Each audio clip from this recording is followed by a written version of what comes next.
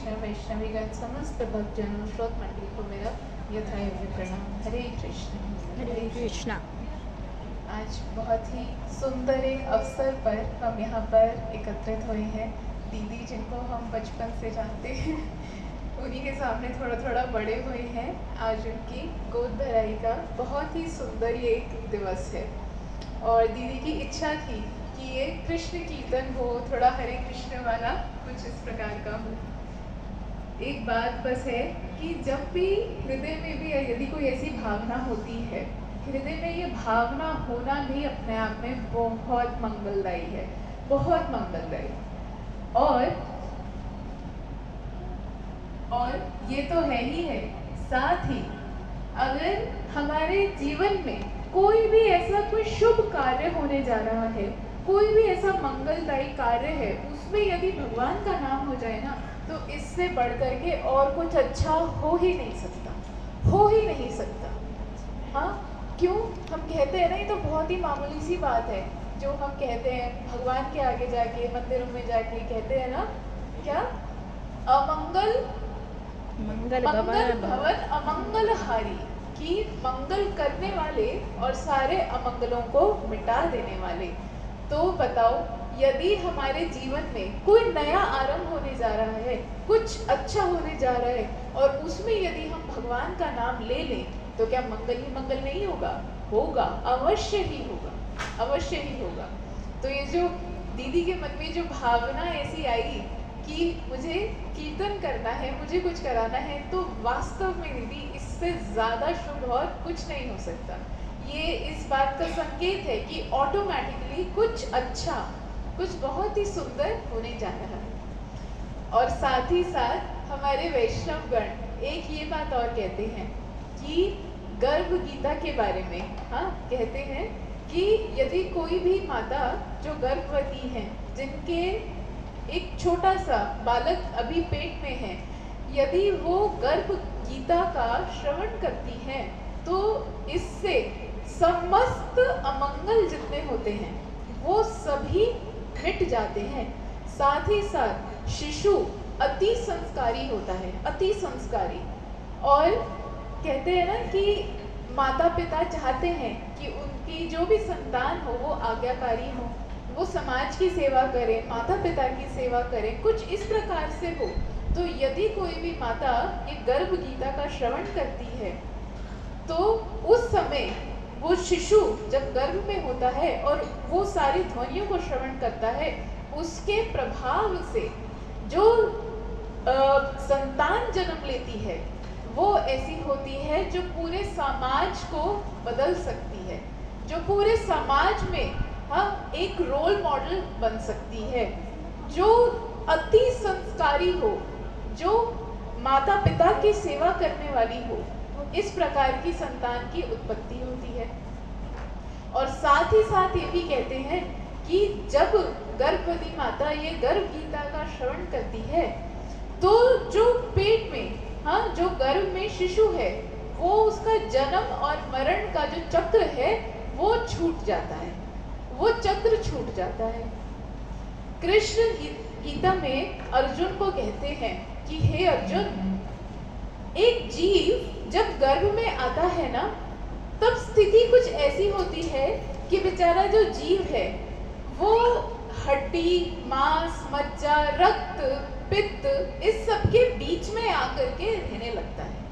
हाँ, और इसमें कुछ गलत तो नहीं है, सही बात है, क्योंकि जो हमारा देह है, ये जो शरीर है, ये हड्डी, ब्लड, हाँ, मसल्स, और क्या अंदर की जो आते हैं, जो बाइल जूस हो गया, और इस प्रकार के एंजाइम्स, जितनी भी चीजें हैं उससे बना है।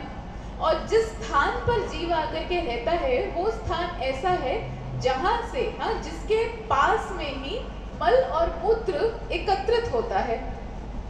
तो कृष्ण कहते हैं कि जब जीव एक गर्भ में आता है, तब उसकी स्थिति कुछ इस प्रकार होती है कि वो एक छोटी सी जगह पर फंसा होता है।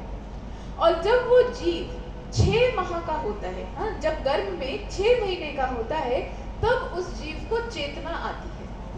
उस समय जीव को, वो जो छोटा सा अभी बालक है, उसको अपना पिछला सब कुछ याद होता है, सब कुछ कुछ याद होता है कि मैंने पिछले जन्म में क्या क्या किया, क्या मैंने पाप किए या पुण्य किए, कैसा मेरा कार्य रहा, कैसा मेरा जीवन रहा, वो सब उसको याद होता है। और जब वो अपने पूर्व कर्मों को याद करता है तो याद करते हुए भगवान से प्रार्थना करता है कि हे प्रभु, आप कुछ भी करो, आप कुछ भी करो, परंतु इस जीवन में मुझे अवश्य ही अपनी याद दिला देना। हाँ, कि प्रभु आप कुछ भी करो, कैसे भी करो, मैं आपको भूल ना पाऊं। और हे प्रभु, आप मेरी रक्षा करना, ताकि जब अब मैं जन्म लूं तो आपको भूलूं ना और आपका भजन करूं।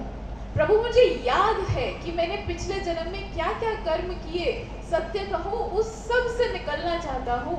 बस अब आप मुझे इस संसार में, यदि मैं आ जाऊं, मैं बाहर आ जाऊं, तो मेरा ध्यान रख लेना और मैं आपका ये नाम कर सकूं। और जब ये क्षण होता है ना, तब भगवान सब सुनते हैं, सब कुछ सुनते हैं, बस कुछ बोलते नहीं हैं। सब कुछ सुनते हैं, सब ऑब्जर्व करते हैं और गर्भ में शिशु की रक्षा भी करते हैं, बस कुछ बोलते नहीं। पर जैसे ही वो प्रसव का समय आता है, वो पीड़ा होती है। जब बालक जन्म लेता है ना, तो केवल माता को नहीं, वो बालक को भी पीड़ा होती है। और जैसे जैसे वो बालक बाहर आ रहा होता है, बाहर आते आते के साथ साथ इस जन्म में आया नहीं, इस संसार में आया नहीं, कि अब सब कुछ वापस से भूल जाता है, अपना पिछला सब कुछ वापस से भूल जाता है। भूल जाता है कि भगवान से गर्भ में क्या प्रार्थना की थी, भूल जाता है कि अरे मैंने तो भजन करना था, और इस माया में आकर के फिर फंस जाता है। अब ये जो समय है ना, ये गर्भ वाला समय और जन्म लेने के बाद वाला समय, ठीक है, ये बहुत इम्पोर्टेंट है, स्पेशली माता पिताओं के लिए। क्यों? क्योंकि गर्भ से ही संस्कार दे दिए जाते हैं, तभी तो कहते हैं गर्भ संस्कार, तभी तो ये किया जाता है। क्यों किया जाता है? क्योंकि गर्भ से ही संस्कार दे दिए जाते हैं। गर्भ, इसका ये जो गर्भ संस्कार है, इसका उदाहरण, इसके उदाहरण कौन? प्रहलाद महाराज। प्रहलाद महाराज इसके उदाहरण, जिनकी माता ने गर्भ में ही नारद मुनि के मुख से भगवान की कथाओं को श्रवण कर लिया था। और क्योंकि उन्होंने भगवान की कथाओं को श्रवण कर लिया गर्भ में, तो साथ ही साथ गर्भ से सीख करके आए, गर्भ से सीख करके आए, और जैसे ही जन्म हुआ, कौन? भगवान के भक्त होकर के आए। उनको कोई अलग से ट्यूशन नहीं दिया था, उन्होंने अलग से कोई बैठ करके ग्रंथों को नहीं पढ़ा था। बस क्या हुआ था कि उनकी माता ने नारद मुनि के द्वारा, जब वे गर्भ में थे बालक, तब उन शास्त्रों को सुन लिया था और कुछ नहीं। बस उसी के कारण क्या हुआ कि प्रहलाद महाराज प्रकट हुए। और उदाहरण अभिमन्यु, सब जानते हैं अभिमन्यु की कथा को तो, कि वो चक्रव्यूह में घुसना तो जानते थे, परंतु बाहर निकलना नहीं जानते थे। क्यों? क्योंकि जब वे गर्भ में थे तो उनकी माता ने, सुभद्रा ने, ये तो सुना था कि चक्रव्यूह में कैसे घुसा जाता है, परंतु जब वो चक्रव्यूह से बाहर निकलने का समय हो रहा था, उस समय वे सो गई थी, उस समय उनका ध्यान भटक गया था। तो जब माता ने नहीं सुना, तो अंदर बच्चे ने नहीं सुना और उनको नहीं पता चला। इसीलिए चक्रव्यूह में घुसना जानते थे, परंतु बाहर निकलना नहीं जानते थे। इसीलिए कहते हैं कि ये जो गर्भ है ना, ये वाला स्टेट, यहाँ से लेकर के और फिर जब एक बालक का जन्म होता है, वो माता पिता की बहुत बड़ी रिस्पॉन्सिबिलिटी, बहुत बड़ी रिस्पॉन्सिबिलिटी। और रिस्पॉन्सिबिलिटी केवल इतनी नहीं होती कि हम अपने बच्चों को अच्छा खिला दें, अच्छा पहना दें, अच्छे स्कूल में भेज दें। रिस्पॉन्सिबिलिटी वास्तविक तब होती है कि हम अपने बच्चों को अध्यात्म से जोड़ दें। एक बार यदि कोई भी बच्चा भगवान से जुड़ जाएगा ना, सत्य कह रही हूँ, अपने माता पिता की सेवा करेगा ही करेगा, हो ही नहीं सकता कि ना करे। समाज की सेवा करेगा ही करेगा, हो ही नहीं सकता। और यदि कोई बालक भगवान से नहीं जुड़ा ना, तो वो घर में भी सेवा करे ना करे उसकी कोई गारंटी नहीं है, कोई गारंटी नहीं। इसीलिए हमें अपने बच्चों को ये अध्यात्म का ज्ञान देना बहुत बहुत जरूरी है।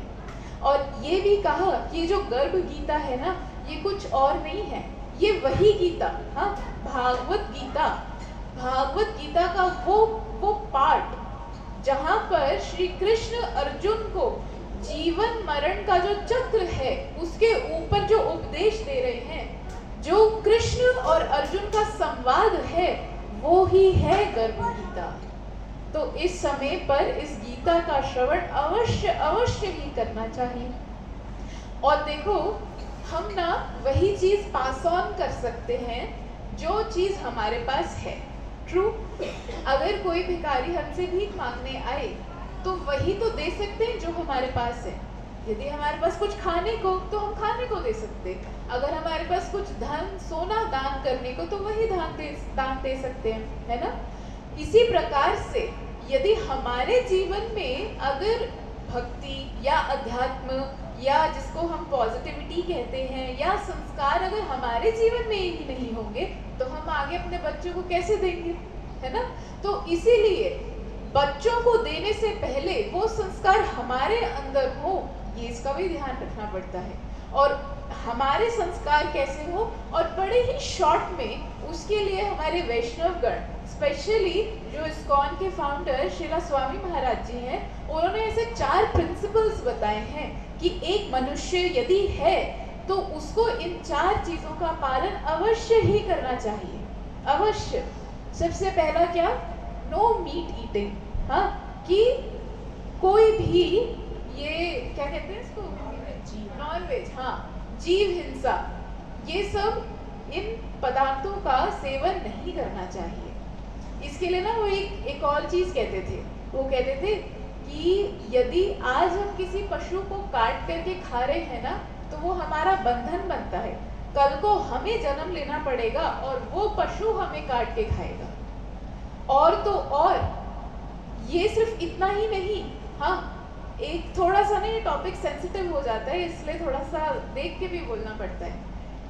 एक बात गुरुजी भी हमेशा कहते हैं कि नवरात्रों में या ट्यूसडेज के डेज पे मोस्टली लोग ऐसे होते हैं सैटरडेज को कि उस दिन हम नहीं खाएंगे। हाँ, क्यों नहीं खाएंगे, कोई ना कोई पीछे से मॉरल बैकग्राउंड बताया जाता है कि देवी माता का दिन है या हनुमान जी का दिन या व्हाटएवर, कि कुछ भी ये दिन है, इस दिन नहीं खाएंगे। तो आप मुझे एक बात ये बताएं कि बाकी दिनों में क्या देवी जी कहीं जाके छुप जाती है या प्रेजेंट नहीं होती या उनका अस्तित्व खत्म हो जाता है कि सिर्फ उसी दिन बाहर निकल के आती हैं और बाकी दिन बंद है? क्या हनुमान जी सिर्फ ट्यूसडेज को आते हैं, वेंसडे थर्सडेज को हनुमान जी सर्वाइव नहीं करते, एग्जिस्ट ही नहीं करते? हाँ, तो कहने का बात ये है कि ये जो कुछ हमारे मॉरल बैकग्राउंड्स है ना, ये सही तो है पर हमारे पास तक आते आते ये कुछ इनकम्प्लीट हो गए हैं। हाँ, थोड़े से कहीं से बीच में इनमें कुछ टूट गया है। कहने का अर्थ ये कि ये जो मांसाहार है ये नहीं करना चाहिए, ये नहीं करना चाहिए। और यदि हम मांसाहार करते हैं ना तो उससे एक बड़ा लॉस बहुत होता है। क्या? हृदय में ना जो कंपैशन होता है, एक भावना, करुणा, वो मर जाती है। यदि कोई मांसाहार करता है ना, वो उसके हृदय की सेंसिटिविटी वो खत्म हो जाती है।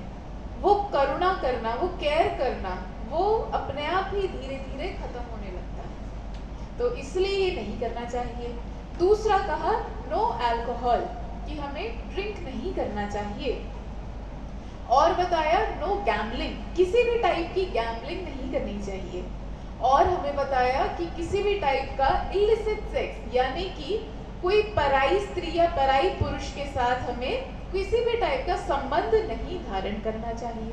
यदि मनुष्य है तो इन 4 प्रिंसिपल्स पे अवश्य हमें ध्यान देना चाहिए और ये चीजें हमें नहीं करनी चाहिए, क्योंकि कुछ ऐसी चीजें होती हैं जो हमें जानवरों से ना अलग करती हैं। तो जब हम इन चीजों को छोड़ते हैं तब हम मनुष्य की कैटेगरी में आते हैं। अब ये तो चीज हो गई कि जो हमें छोड़ना है, पर साथ ही साथ पकड़ना क्या है उस पे बात करते हैं। और एक और बात है कि अगर कोई सोचे ना कि मैं छोड़ दूं तो पता है छोड़ना इतना आसान नहीं होता, ये सत्य है। ये छोड़ना आसान नहीं होता, लेकिन किसी नई चीज को पकड़ना बहुत आसान होता है। तो अगर हम नई चीज को पकड़ने पे ध्यान देंगे ना, तो जो हमारी लाइफ की कुछ नेगेटिव एस्पेक्ट्स हैं, कुछ नेगेटिव चीज हैं, वो ऑटोमेटिकली छूट जाएंगी, उनको अलग से छोड़ना नहीं पड़ेगा। और पकड़ना क्या है, इसके लिए भागवत में परीक्षित महाराज जी श्री शुकदेव गोस्वामी से पूछते हैं, कहते हैं कि हे प्रभु, मनुष्य का धर्म क्या है? हाँ, मनुष्य का धर्म क्या है? तब उसके उत्तर में कहते हैं शुकदेव गोस्वामी कि तस्मात् भारत सर्व आत्मा भगवान ईश्वरो हरि श्रोतव्य कीर्तित्वस्य च स्मर्तव्य इच्छम भयम। ये शुकदेव गोस्वामी कह रहे हैं कि मनुष्य का धर्म क्या है। उसके उत्तर में कह रहे हैं तस्मात् भारत सर्व आत्मा, हाँ, कि तस्मात् यानी कि हम सब, सर्व आत्मा का अर्थ होता है परमात्मा। हाँ, देखो हम सब एक आत्मा है, इस शरीर को चलाने वाली आत्मा। यदि इस शरीर में आत्मा ना हो तो ये शरीर मरा हुआ है, फिर ये मरा है, ये एक लकड़ी के समान है, फिर इसमें कुछ नहीं है। ये सुंदर तब तक लगता है जब तक इसमें आत्मा है। शरीर को चलाने वाली आत्मा है और आत्मा को चलाने वाले परमात्मा है। ठीक है, तो उसमें कह रहे हैं कि तस्मात्, हम सभी का क्या धर्म है कि हम वो जो परम आत्मा है, और कौन से परमात्मा? कहा भगवान, जो षड ऐश्वर्य संपन्न है, श्री हरि कृष्ण, इनकी क्या करना? कथाओं को सुनना, इनकी कथाओं को सुनना, और कहा कीर्ति, इनका कीर्तन करना, और साथ साथ इनका स्मरण करना। यदि कोई भी मनुष्य है, हम सब मनुष्य है नहीं है, है? अगर हम मनुष्य है तो ये हमारा धर्म है कि हम भगवान की, कृष्ण की कथाओं को सुने, उनके कीर्तनों को कहें, और साथ ही साथ उनका ध्यान करें, उनका ध्यान करें। और उससे होगा क्या? तब कहा कि एक जो जीव है वो सारे भय से मुक्त हो जाएगा, किसी भी प्रकार का भय नहीं रहेगा। और आज की डेट में ना सबसे बड़ा भय पता है क्या है? मृत्यु। मृत्यु, कि मैं मर ना जाऊं। बस मरने से सबको डर लगता है, एक बार फिर भी सब झेल ले, पर मरने से डर लगता है, ये सबसे बड़ा भय है। तो कहा सारे भय से जो मुक्त कर दे, ये भगवान की कथाएं कीर्तन करते हैं, और ये हमें करना चाहिए। और करें तो फिर कैसे करें भाई? कैसे भगवान को याद करें? तो भगवान को याद करने का भी कलयुग में एक बहुत ही सरल उपाय, बहुत सरल उपाय। क्या? भगवान का नाम करना, भगवान का नाम करना। तो कोई कह सकता है कि भाई यज्ञ नहीं कर सकते क्या, ध्यान नहीं कर सकते क्या? तो उसके लिए भी कहा कि कृते यज्ञ ध्यायतो विष्णु त्रेतायाम यजतो मखे द्वापरे परिचर्यायाम कलौ तद हरि कीर्तनात्। कहा कि ये जो ध्यान करने वाला था ना, कि ध्यान करते थे, ये विषय जो है ये सतयुग का है, गलत नहीं है, पर टाइम का बड़ा वो है इसमें इम्पोर्टेंस, टाइम। ये गलत नहीं है ध्यान करना, पर क्या है इसकी टाइम लिमिट? सतयुग। आज की डेट में कोई यदि अपनी आंखें बंद करके बैठ जाए ना, तो सच कह रही हूँ 2 मिनट के बाद तो दिमाग इधर उधर भटकने लगता है। और तो और वो जो ऋषि मुनि ध्यान करते हैं, वो सालों साल ध्यान करते हैं, सालों साल। हमारे बस की नहीं है 1 घंटे से भी ऊपर एक जगह पे बैठ जाना, बहुत मुश्किल है वास्तव में। तो यज्ञ नहीं कर सकते क्या? यज्ञ भी कर सकते हैं, और उसमें भी कुछ गलत नहीं है, पर वो कब की बात थी? वो बात थी त्रेता युग की, जब सब कुछ शुद्ध होता था, शुद्ध लकड़ी, शुद्ध घी, शुद्ध गाय, सब कुछ शुद्ध, वो शुद्ध सामग्री, शुद्ध पंडित, शुद्ध मंत्रों का उच्चारण, और वो सीधा भगवान तक पहुंचती थी। पर आज की डेट में वो भी पॉसिबल नहीं है। फिर कहा कि भाई पूजा अर्चना भी तो कर सकते हैं। हाँ, वो भी कर सकते हैं, उसमें भी कुछ गलत नहीं है, पर उसका टाइम स्पैन क्या था? उसका था द्वापर युग। तो कलयुग में क्या? कलयुग के लिए कहा कलयुग तद हरि कीर्तनात्, कि इस कलयुग में केवल हरि का कीर्तन, केवल उनका नाम करने से जो हमें ध्यान करने का फल मिलता था, जो यज्ञ करने का फल, जो पूजा अर्चना करने का फल जो मिलता था, वही फल हमें केवल नाम लेने से मिल जाता है। कहते हैं ना, कलयुग केवल नाम धारा, सुमिर सुमिर नर उतरे ही पारा। कि कलयुग एक ऐसा, ये समय ये ऐसा है जिसमें केवल नाम लेने से एक जीव भव सागर को पार कर जाता है, भगवान के धाम पहुंच जाता है, केवल नाम लेने से। और ये नाम भी कैसा कि किसी इस नाम पे, ये नाम लेने पे कोई नियम नहीं लगता, कोई नियम नहीं लगता। अरे मुझसे ज्यादा देर बैठा नहीं जाता तो खड़े होकर के लो, चलते चलते लो। मुझे ना बार बार भूख लगती है, मेरा नाम में तो क्या रहता है, सुबह सुबह खाली पेट करना होता है ना, ये तो नहीं, मुझे बार बार, तो बार बार करो, बार बार खाओ, बार बार कभी भी उठ करके नाम लो। कोई नियम नहीं कि भाई मुंह जूठा हो जाएगा। अच्छा ठीक है, तो पार्क में घूमते घूमते कर ले, मैं ना सैर करने जाता हूँ या जाती हूँ, बिल्कुल करो, तब करो। सुबह चलाओ, शाम चलाओ, किसी भी समय कैसे भी, वो सब तो ठीक है। क्या लेटे लेटे भी कर सकते हैं, लेटे लेटे भी कर सकते हैं। ये नाम ऐसा, तभी तो कलयुग के लिए इतना सरल कर दिया ना, क्योंकि पता है सब इतने बिजी है अपनी लाइफ में, तो तुम्हें जो करना है करो, पर साथ ही साथ ये भगवान के नाम को ऐड कर लो, जोड़ लो। और कौन सा, ये कलयुग का महामंत्र, हरे कृष्णा कृष्णा कृष्णा हरे हरे, हरे राम राम राम हरे हरे। ये कलयुग का महामंत्र है, जिसमें कोई नियम नहीं, कोई बंदिश नहीं, कोई बाधा नहीं। स्त्री पुरुष बूढ़ा जवान कोई भी हो, सब इस मंत्र को कर सकते हैं। और साथ ही साथ तुलसी जी की सेवा, तुलसी की सेवा बड़ी इंपॉर्टेंट है, बहुत इंपॉर्टेंट। विभीषण सब जानते हैं, रावण के भाई, पूरी की पूरी वो नगरी ऐसी जहाँ पे सिर्फ असुर ही असुर, असुर ही असुर। हनुमान जी सीता मैया को ढूंढने के लिए आकाश के मार्ग से ऊपर से उड़ते हुए जा रहे थे, और दूर से देख लिया क्या, तुलसी जी का पौधा रखा था आंगन में, बड़ा ही सुंदर पौधा जिसकी सेवा होती थी। और तभी हनुमान जी उनके घर पे आ गए, और हनुमान जी के आते ही श्री रामचंद्र जी की सेवा प्राप्त हो गई विभीषण को। तो ये तुलसी जी ऐसी, इनकी महिमा इतनी बड़ी, तुलसी ऐसी, यदि इनकी सेवा करो तो ये भगवान की प्राप्ति करा दें। तुलसी जी के स्पर्श करने से ही जीव के पाप कट जाते हैं। और तो और ये तुलसी जी को ना, बस एक छोटा सा रिक्वेस्ट है, कभी भी सीधा तोड़ करके वो चाय में हाँ उबालना मत।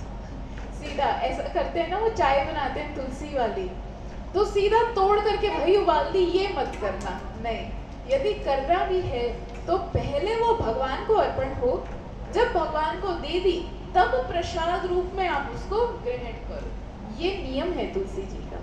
तो तुलसी जी की सेवा होनी चाहिए, परिक्रमा करनी चाहिए और जल देना चाहिए, और ज्यादा समय नहीं लगता।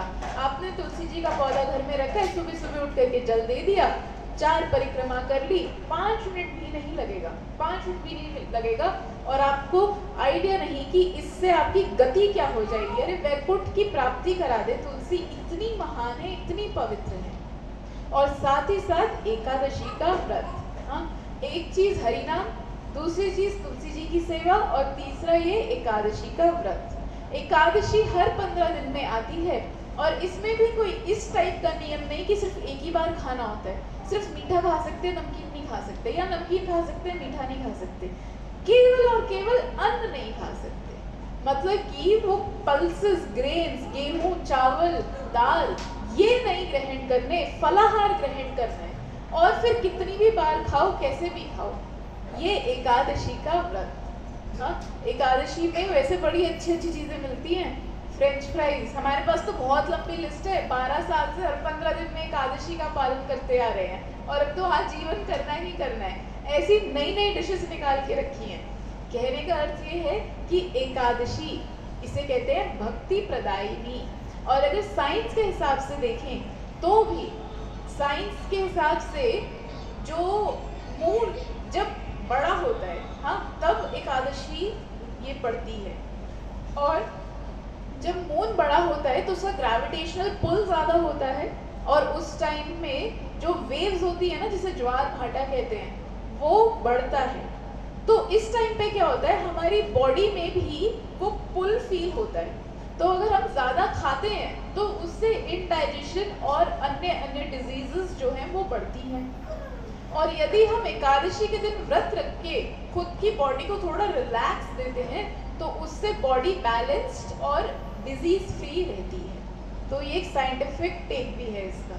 तो इसलिए मेरी यही प्रार्थना है आप सबसे कि अपने जीवन में सब्सट्रैक्ट तो पता नहीं कैसे होगा, कब होगा पता नहीं, परंतु इन 3 चीज़ों को ऐड ज़रूर कर लो, भगवान के नाम को, तुलसी जी की सेवा को और एकादशी व्रत को। हरे कृष्णा हरे कृष्णा हरे कृष्णा कृष्णा कृष्णा हरे हरे, हरे राम राम राम हरे हरे।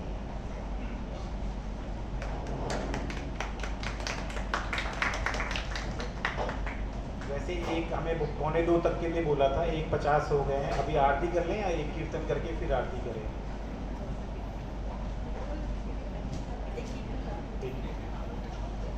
तेरी वाट निहारे राधा सांवरिया, आजा रे आजा सावरिया, आजा रे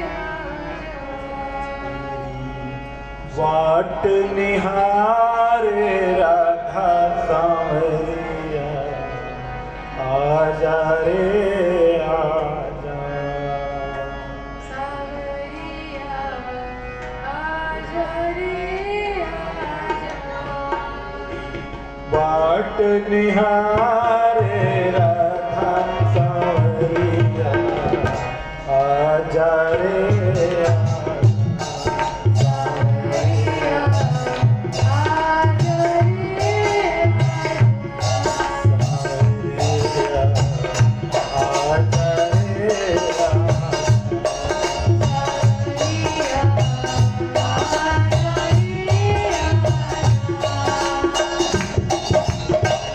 सिर पे है गोरस की मटकी, सिर पे है गोरस की मटकी, सिर पे है गोरस की मटकी, सिर पे है गोरस की मटकी।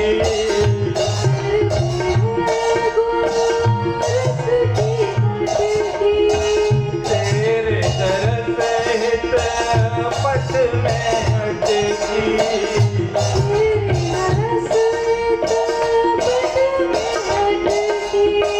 आजा रे चित चोर गवाले,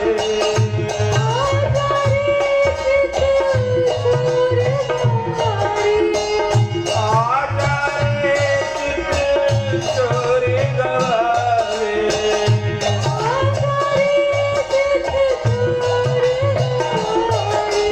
हाड़ी तेरी गुजरिया सांवरिया, आजा रे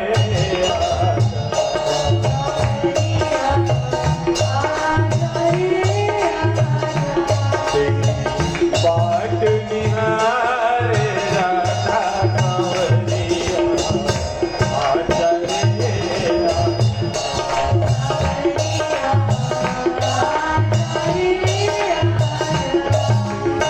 बाट निहारे राधा सांवरिया,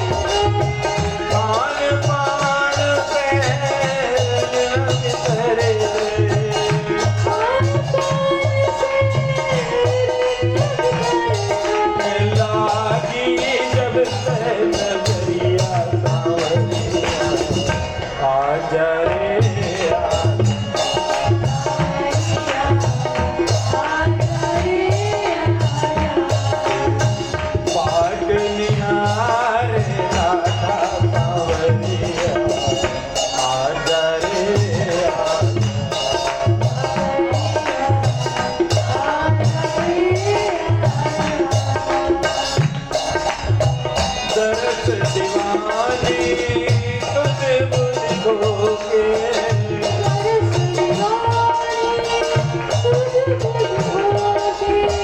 तरस दीवानी तुझे मुझको के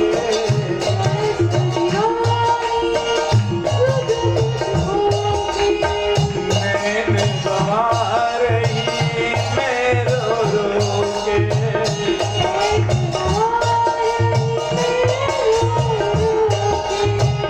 मेरा वेदना सही न जाए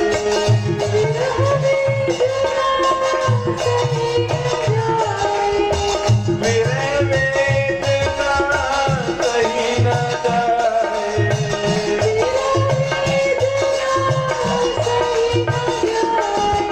जागू रहने पगैया आजा रे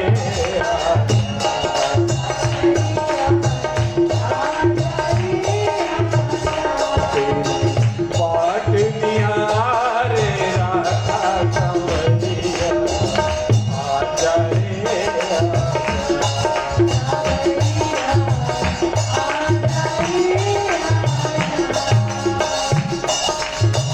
बरसाने की सिंगापुर पे बरसाने की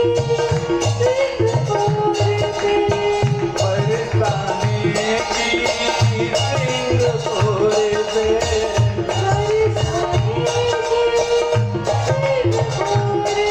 जावे पुनी पुनी दौड़ दौड़ के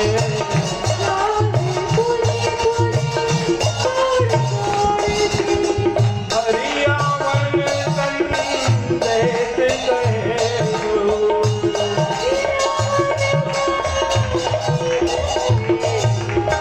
हरियावन संदेश कहे तू सुने हरिया आजा रे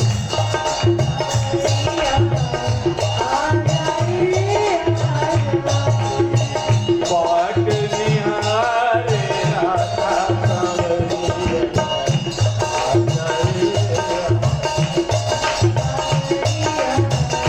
आजा रे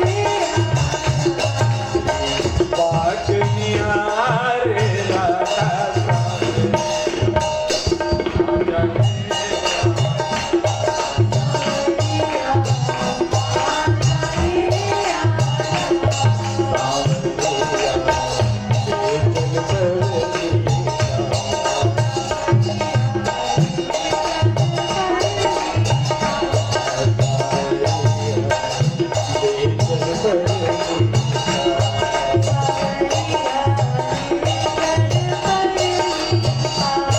जहाँ विराजे राधा रानी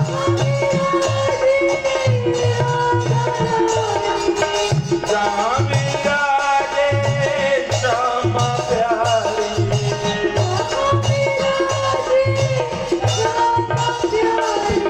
अलवेली सरकार ले चल पर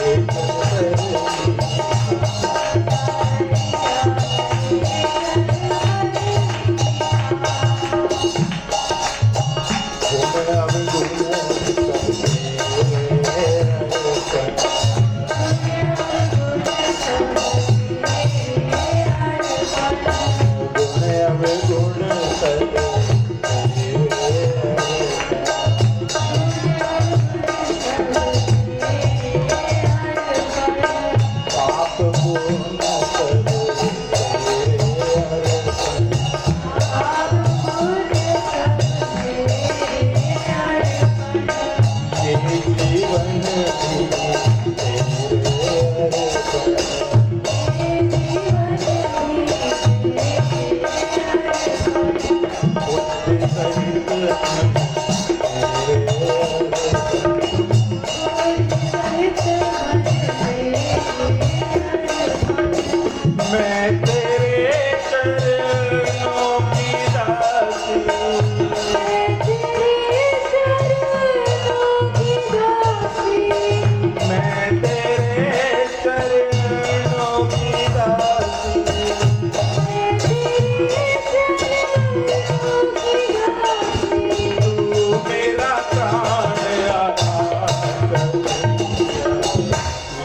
चल भरनी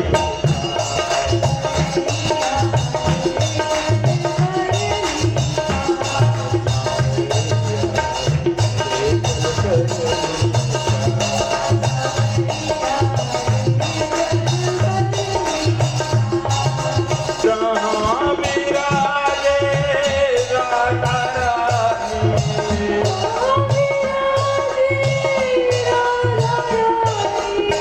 जहाँ विराजे श्यामा प्यारी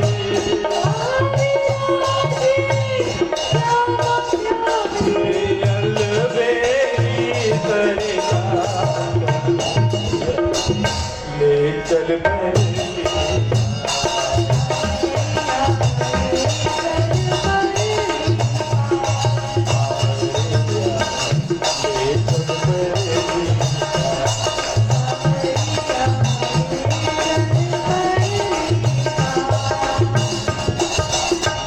लोक लाज कर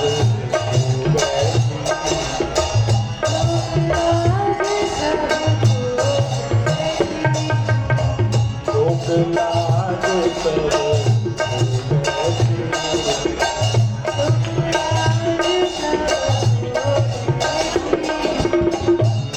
तेरी अब हो गई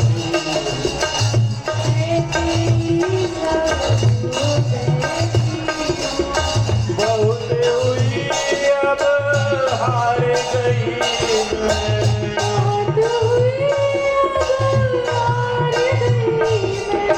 बहुत हुई अब हार गई मैं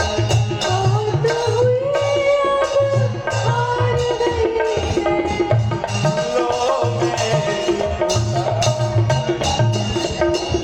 ले चल भरनी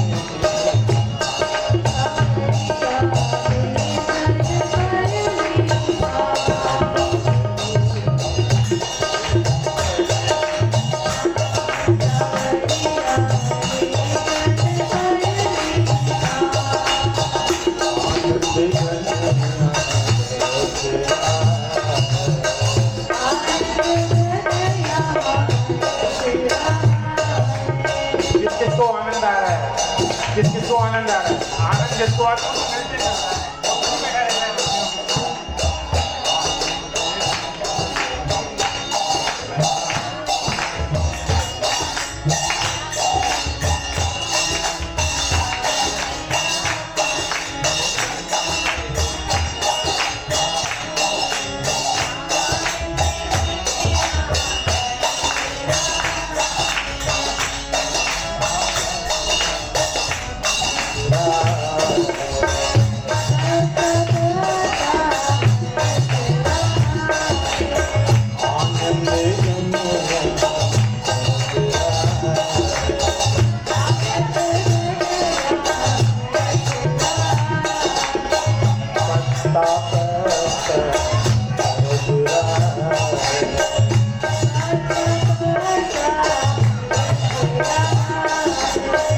मैं तेरे चरणों की दासी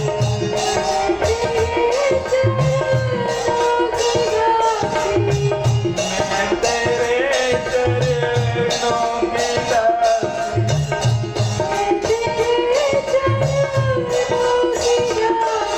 तू मेरा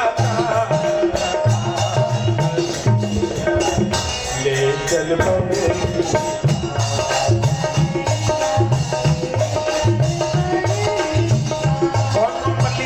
जाता है संसार से भगवान के धाम में तो वो खड़े होकर नृत्य करो आनंद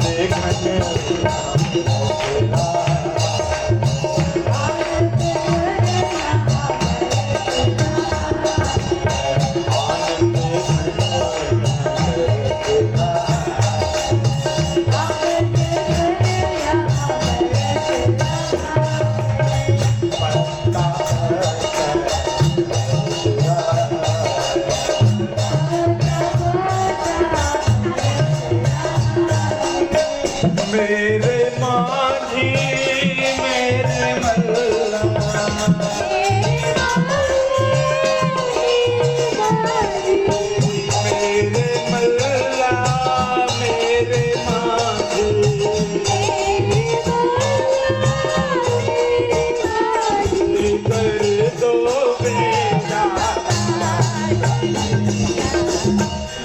चल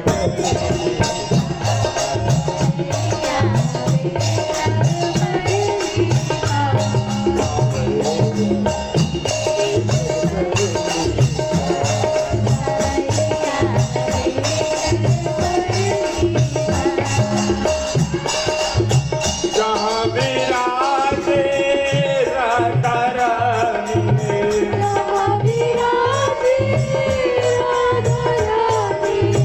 जहाँ विराजे राधा रानी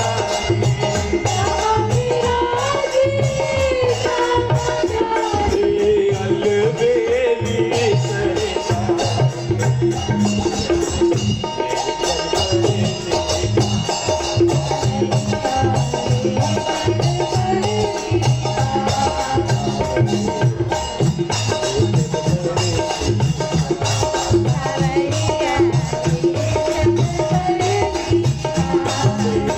बाट निहार राधा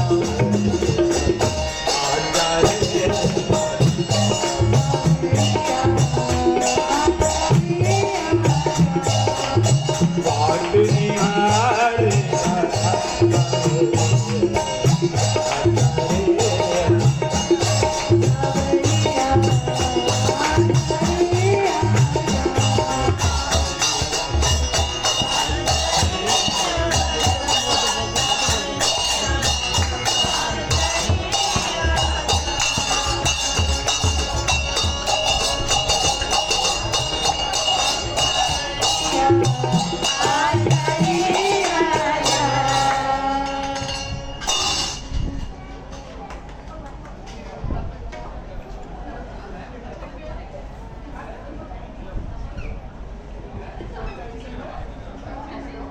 हरे कृष्णा सबको।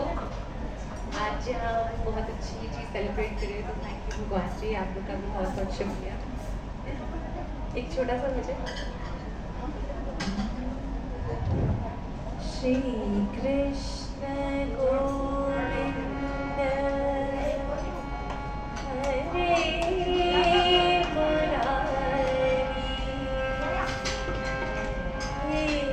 नाथ नारायण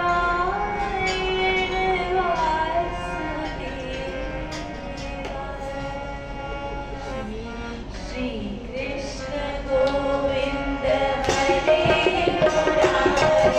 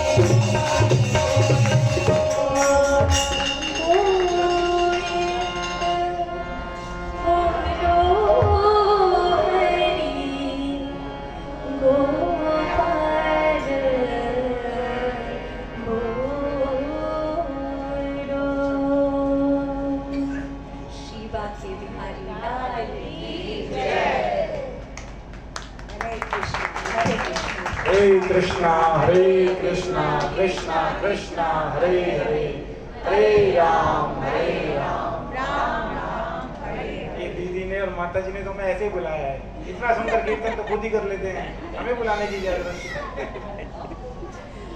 चलो बहुत अच्छा हुआ कीर्तन। अभी हम लोग भगवान की आरती करेंगे। सभी भक्तजनों से विनती है, श्रोत मंडली से विनती है, सभी लोग अपने अपने स्थान पे खड़े हो जाएंगे, आरती का सुंदर दर्शन करेंगे।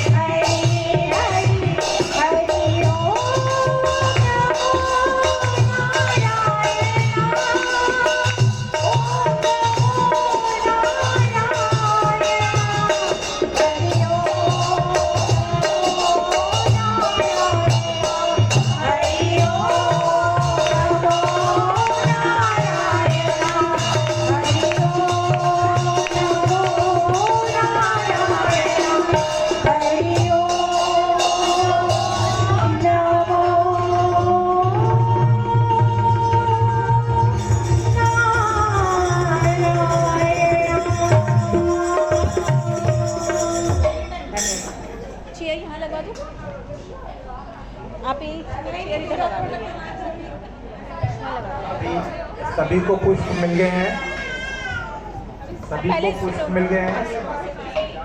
जिसको फूल नहीं मिले वो हाथ खड़ा करे।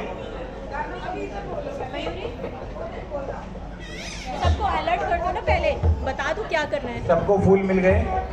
अभी उन फूलों को हम मंत्र से करेंगे, फिर सभी इस बच्चे को इसके ऊपर डाल देंगे लास्ट में जब बोलेंगे। बैठ जाए।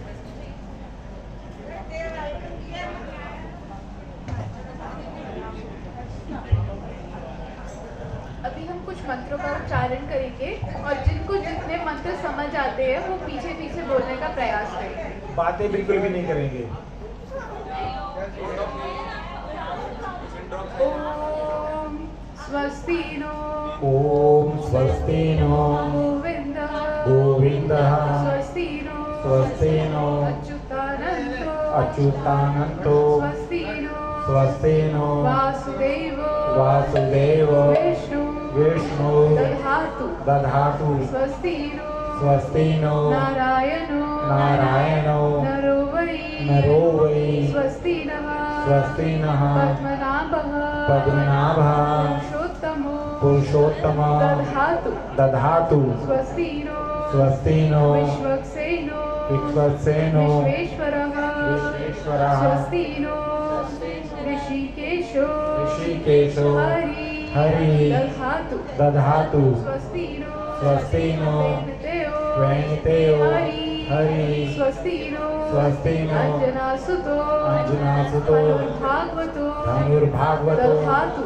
दधातु, स्वस्ति स्वस्ति स्वस्ति स्वस्ति सुमंगलैकेशो सुमंगलैकेशो महान श्री कृष्णः महान श्री कृष्ण सच्चिदानंद घन सच्चिदानंद घन सर्वेश्वरेश्वरो सर्वेश्वरो दधातु कृष्ण करोतु कल्याणम कृष्ण करोतु कल्याणम कंस कुंज केशरी कंस कुंज केसरी कालिंदी जल कलोला कालिंदी जल कलोला कोलाहला कोलाहला कुतूहला कुतूहला माधवो माधवो वाची माधवो माधवो वाची माधवो माधवो हृदि माधवो माधवो हृदि स्मरन्ति माधवः स्मरन्ति माधवः सर्व सर्वकार्येषु माधवं लाभस्तेषां लाभस्तेषां जयस्तेषां जयस्तेषां कुतस्तेषां पराभवः येषाम् इन्द्रियवर्षामो इन्द्रियवशामो हृदयस्थो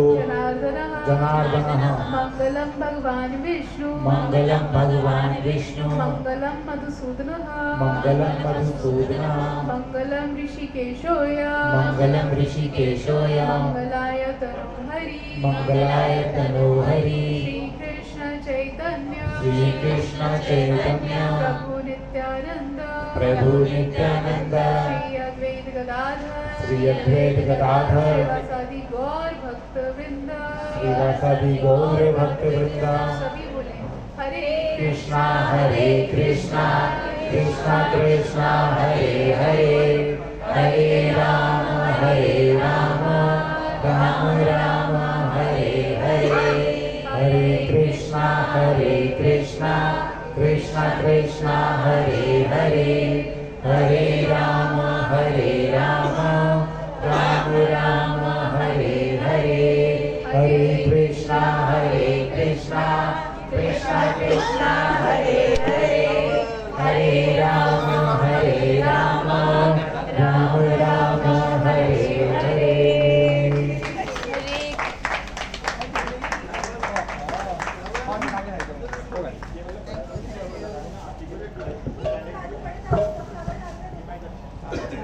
लीजिए लीजिए ये लो मैं ले लो